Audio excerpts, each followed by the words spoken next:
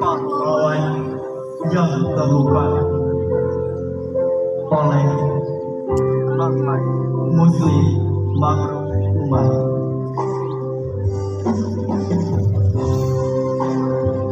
Cermatilah sajak sederhana ini, kawan. Sajak yang terpisah dari sosok sederhana pula. Sosok yang terkadang terlupakan, sosok yang sering tak dianggap. Ialah pahlawan yang tak ingin disebut pahlawan. Terkalah kiranya siapa pahlawan ini? Ingatlah lagi kiranya apa jasanya. Ia tak paham genggam senjata api. Ia tak bertarung di medan perang.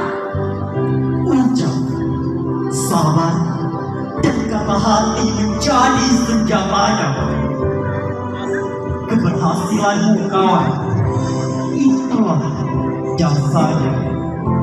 Cerdasmu dan cerdasmu, itu pula jasanya. Bukan ia yang diharap menang.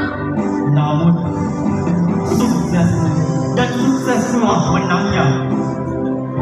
Dapatkah kiranya jawab siapa pahlawan ini? Karenanya lah, ku dapat tulis sajak ini. Karenanya lah kau dapat baca sajak ini. Judulnya ialah pahlawan tanpa ada jasa. Mungkin telah teringat olehmu kawan. Mungkin telah terdengar jawabnya. Ialah pahlawan dan ortua kedua. Ialah guru sang pahlawan yang terlupakan.